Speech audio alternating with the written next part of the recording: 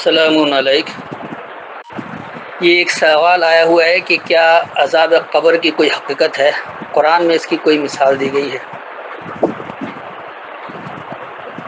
عام طور پر یہ مشہور ہے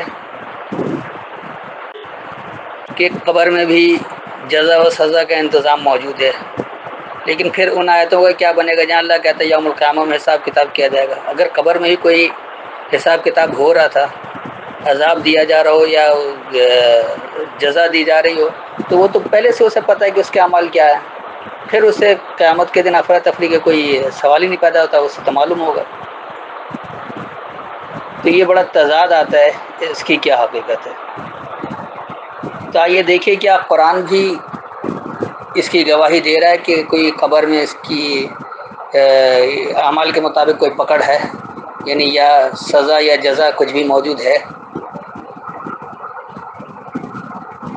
اس حوالے سے عام طور پر جو روایتی لوگ ہیں جو حوالہ دیتے ہیں وہ سورہ المومن کی آیت نمبر 46 سے دیتے ہیں کہ دیکھیے فرعون کو صبح شام آگ پر پیش کیا جاتا ہے، تو یہ کیا ہے؟ کیا یہ قبر کی سزا نہیں ہے؟ تو آئیے ہم اس کا جواب قرآن سے ہی تلاش کرتے ہیں۔ اس وقت میرے پاس حافظ نظر احمد والا ترجمہ ہے، پہلے ان کا ترجمہ بتا دوں گا، پھر اس کے بعد جو اس کی حقیقی فہم اس کی وضاحت کروں گا، اور آخر میں یہ وضاحت بھی کر دوں گا کہ قرآن اس بارے میں کیا کہہ رہا ہے۔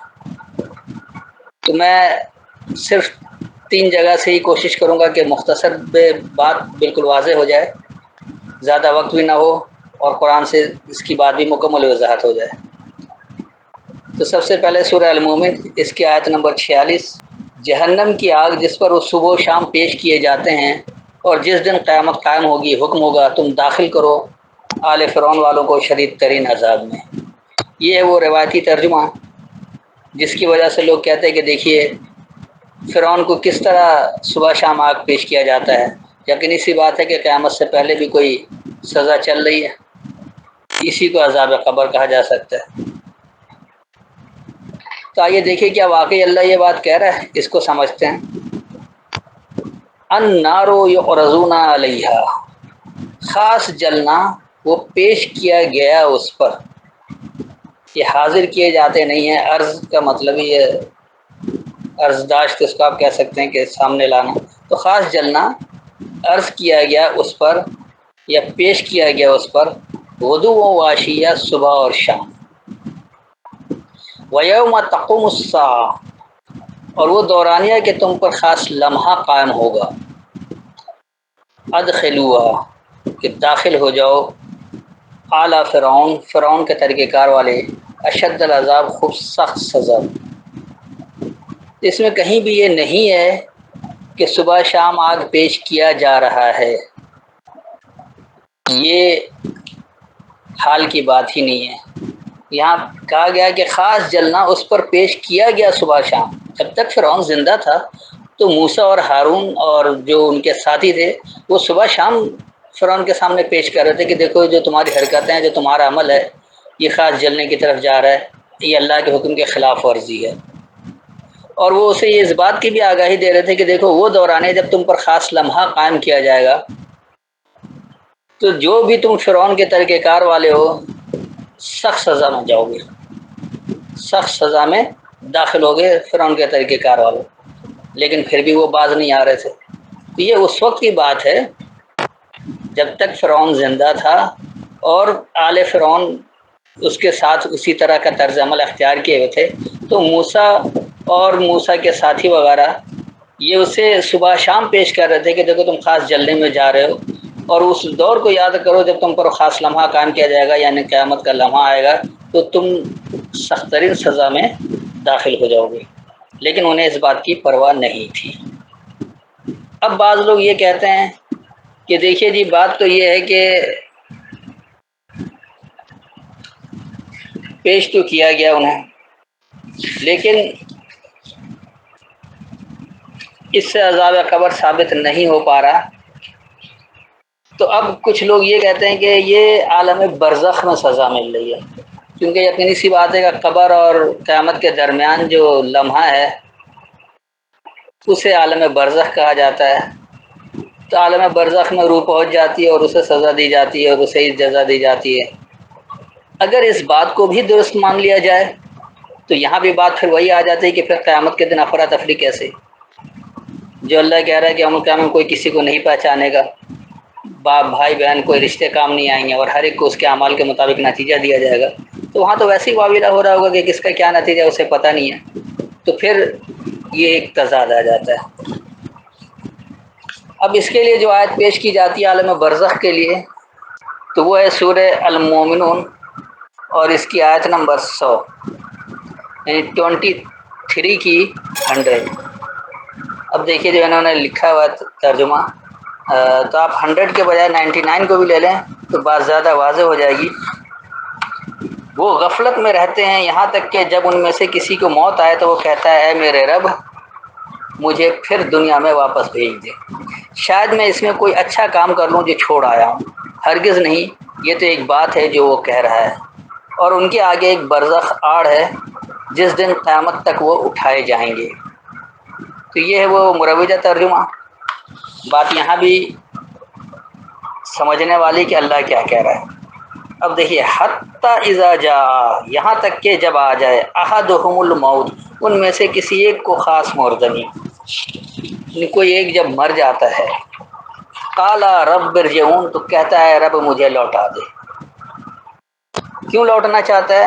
لعلی اعمل صالحا، ضرور شاید میں وہ مکمل صحیح عمل کر لوں، فیما ترکت اللہ، اس میں جو میں نے چھوڑ دیا تھا، ہرگز نہیں، انہا کلمۃ ہوا قائلھا، بے شک یہ بات ہے وہ جو کہا جاتا ہے، ومن ورائہم، اور اس کے ورے سے اس کے پیچھے سے، برزخ ایک آڑ ہے، الی یوم یبعثون، دوبارہ اٹھائے جانے کے دورانیت تک۔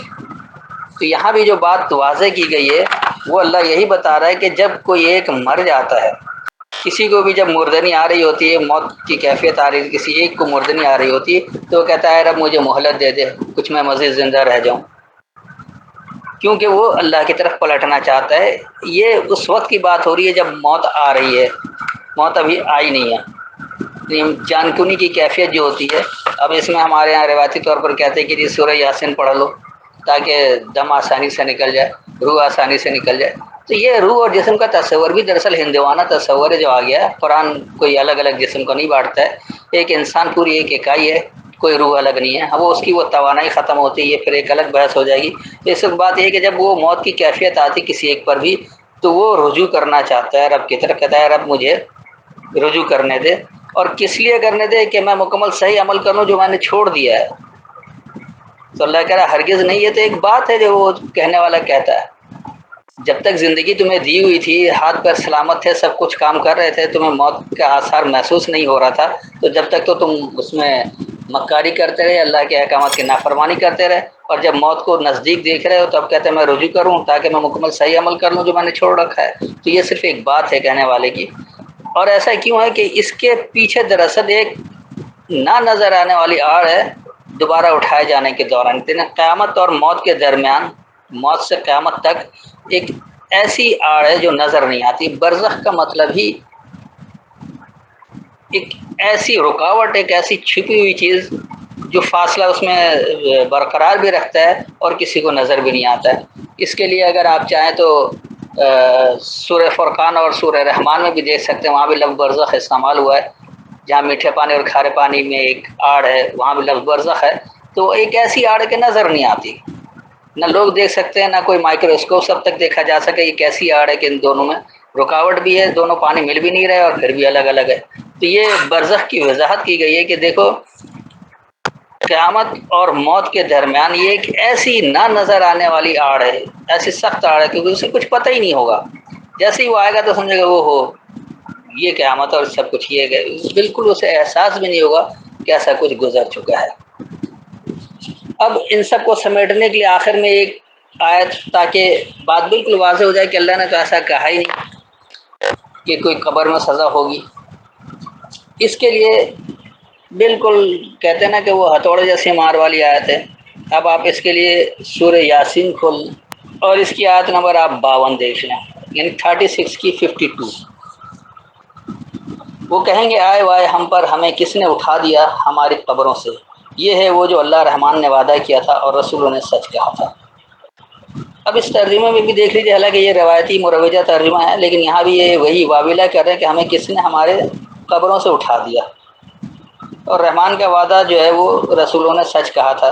تو اس کا مطلب قبر میں تو انہیں احساس ہی نہیں ہوا، جب یہ قیامت کے دن اٹھایا گیا تو پھر وہ کہہ رہے کہ رحمان کا وعدہ سچا ہو گیا، ہمیں مراسلہ دل نے صحیح بات کہی تھی، ہمیں کس نے اٹھا دیا۔ تو یہ سیدھی سی بات ہے کہ انہیں خود بھی نہیں معلوم، اگر قبر میں کچھ ہو جاتا تو انہیں معلوم ہوتا، پھر وہ واویلہ نہیں کرتے اٹھانے کے وقت کہ ہمیں کس نے اٹھا دیا۔ اب آئیے دیکھیے اس کی حقیقی فہم لے رہے ہیں۔ قالوا یا ویلنا، انہوں نے کہا ہائے ہم پر واویلہ، یعنی ہم آپ اس کو آئے وائے بھی کہہ سکتے، واویلہ کرنا اصل میں یہ من بعثنا، کون ہمیں اٹھا دیا، من مرقدنا، ہماری آرام گاہوں سے۔ رقد کہا جاتا ہے آرام گاہ کو، تو من مرقدنا ایک ایسی آرام گاہ جہاں اسے کچھ پتہ ہی نہیں کہ کیا ہو رہا ہے کیا نہیں ہو رہا ہے، دنیا سے بے خبر، جس طرح انسان نیند میں ہوتا ہے بالکل بے خبر۔ یا آپ کوما کی حالت لے رہے ہیں، کوما میں لوگ سالوں پڑے رہتے ہیں، پتہ نہیں ہوتا ہے۔ تو یہ زیادہ بہتر ہے سمجھنے کے لیے کہ مرقد دراصل ایک کومے کی طرح کی کیفیت ہے۔ تو وہ واویلہ کریں گے کہ ہمیں کس نے ہمارے مرکز سے اٹھا دیا، ہماری آرام گاہوں سے اٹھا دیا۔ ھذا ما وعد الرحمن، یہ ہے جو وعدہ ہے رحمان کا، وصدق المرسلون، اور سچ کہا تھا مراسلہ دینے تو مراسلہ دینے والوں نے تو آپ کو پہلے ہی بتا دیا کہ دیکھیے آپ جو ہے وہ اٹھائے جائیں گے اور آپ کا حساب کتاب قیامت میں ہوگا۔ کہیں یہ نہیں کہا کہ قبر میں کوئی حساب کتاب ہو جائے گا۔ اگر آپ اس کی آگے پیچھے کی آیتوں کو بھی دیکھ لیں گے تو بات بہت زیادہ واضح ہے اور بالکل کلیئر ہو جائے گا کہ حقیقی بات کیا ہے۔ تو دراصل مختصراً سمجھانے کے لیے یہ تھا کہ فرعون کو بھی کوئی ایسی سزا پیش نہیں کی جا رہی ہے جس میں کہا جائے کہ فرعون کے لیے کوئی سزا تھی اور وہ سزا پیش کی گئی اسے، یا پیش کیا جا رہا ہے، لہٰذا یہاں سے ثابت ہو کہ کوئی عالم برزخ میں عذاب دیا جا رہا ہے یا قبر میں عذاب دیا جا رہا ہے، ہرگز غلط ہے۔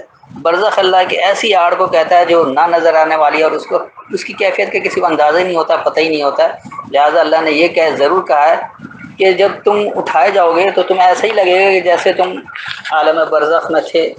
یہ لیکن اس کے پیچھے جو ہے وہ اٹھائے جانے کے دورانیت ہے کہ ایسی آڑ ہے کہ کسی کو پتہ نہیں لگا۔ وہ حالانکہ کہیں گے بھی کہ ہمیں واپس بھیج دیا جائے کہ ہم اب وہ عمل صحیح کر لیں جو ہم نے چھوڑ دیا تھا، تو لگے گا ہرگز نہیں، یہ تو صرف کہنے والی کی بات ہے۔ جو عمل کرنا تھا تمہیں مہلت دی گئی تھی، تمہیں زندگی دی گئی تھی، اس میں جو کرنا تھا کر لیا، نہیں کر سکے اب اس کے لیے کوئی موقع نہیں ہے، کیونکہ اللہ نے واضح کر دیا کہ تمہاری زندگی ہی جو ہے یہ اس میں جو اعمال کرو گے اسی کے مطابق تمہیں نتیجہ اس اعمال کے مطابق دیا جائے گا۔ ایسا ہرگز نہیں ہے کہ کوئی عمل الگ سے ڈال دیا جائے، نہ کوئی سفارش ہے، نہ کوئی رشتہ داری ہے، نہ کوئی رشوت خوری ہے، نہ اللہ رشوت خور ہے، نہ سفارشی، ایسی کوئی بات بھی نہیں ہوگی۔ اور آخر میں سورہ یاسین سے یہ بات بالکل واضح ہو گئی کہ وہ خود کہیں گے ہمیں آرام گاہوں سے کس نے اٹھا دیا ہے، اور جب وہ دیکھیں گے قیامت کا وہ منظر تو وہ کہیں گے وعدہ رحمان کا سچا تھا اور ہمیں مراسلہ دے، انہوں نے سچی بات ہوا، رحمان کا وعدہ ہمیں بتایا بھی تھا، یہ ہم ہی لوگ تھے جو انکار کرنے والے تھے۔ تو میرے خیال میں ان آیتوں کے حوالے سے میں نے بہت واضح کر دیا ہے، پھر بھی اگر کوئی تشنگی ہو تو بعد میں سوال کر سکتے ہیں۔